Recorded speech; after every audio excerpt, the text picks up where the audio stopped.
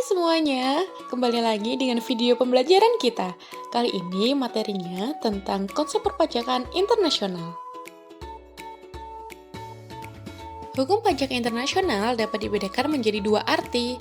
Dalam arti sempit, hukum pajak internasional mencakup semua aturan perpajakan yang didasarkan pada hukum antar negara, seperti perjanjian dan konvensi, serta prinsip-prinsip hukum pajak yang telah diterima secara umum oleh negara-negara di dunia. Tujuannya untuk mengatur masalah perpajakan antar negara-negara yang memiliki kepentingan bersama. Dalam arti luas, hukum pajak internasional mencakup semua aturan yang didasarkan pada perjanjian, konvensi, dan prinsip hukum pajak yang diakui secara internasional, serta aturan nasional berkaitan dengan pengenaan pajak yang melibatkan unsur asing. Dari kedua pengertian tersebut, hukum pajak internasional dapat diartikan sebagai kumpulan aturan yang berlaku bagi negara-negara dengan kepentingan bersama terkait dengan subjek atau objek pajak asing dan hak pemungutan pajak yang mengikat subjek atau objek pajak tersebut. Tujuan utama dari kebijakan pajak internasional adalah untuk menghindari pajak berganda dan mendorong investasi internasional. Beberapa kebijakan pajak internasional yang umum digunakan yaitu perjanjian penghindaran pajak berganda atau tax treaty, ketentuan transfer pricing, aturan control foreign company, general anti-avoidance rule atau GAR, dan base erosion and profit shifting atau BEPS. Lanjut, mengenai perjanjian penghindaran pajak berganda atau P3B atau sering juga disebut sebagai Double Taxation Agreement adalah perjanjian bilateral yang dibuat antara dua negara untuk menghindari pengenaan pajak berganda atas pendapatan yang sama. Prinsip dasar dari perjanjian ini adalah penghasilan tidak boleh dikenakan pajak dua kali kecuali ada ketentuan lainnya. Perjanjian ini membantu wajib pajak mendapatkan keringanan dari pajak berganda dari penghasilan yang sama.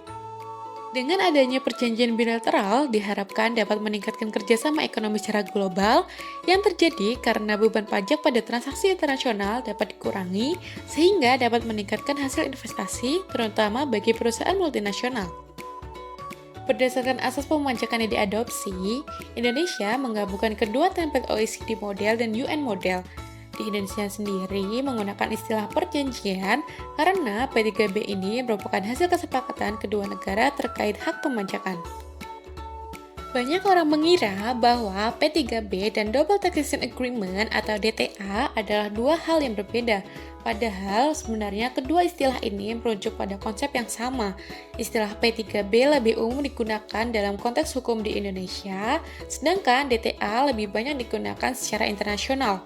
Sehingga pengertian dari keduanya adalah kesepakatan antara kedua negara yang bertujuan untuk menghindari pemajakan ganda atas penghasilan yang diperoleh oleh individu atau badan usaha di negara tersebut. P3B ini dibuat untuk memastikan bahwa pajak hanya dikenakan pada satu negara atau jika dikenakan di dua negara, terdapat mekanisme kredit pajak untuk menghindari beban pajak yang berlebihan.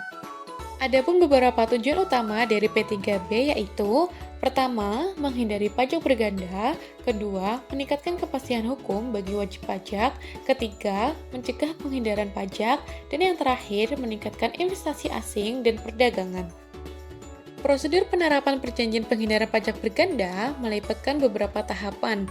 Berikut adalah langkah-langkah yang perlu diperhatikan dalam penerapan P3B menurut Darussalam dan Dhani tahun 2017.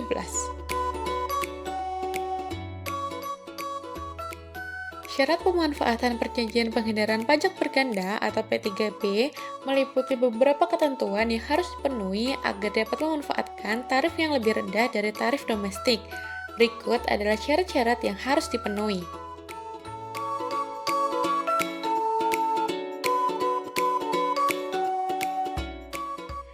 Dasar hukum perjanjian penghindaran pajak berganda atau P3B di Indonesia terdiri dari beberapa peraturan perundang-undangan yang membentuk sistem hukum perpajakan internasional di Indonesia. Berikut adalah beberapa dasar hukum utama yang terkait dengan P3B di Indonesia.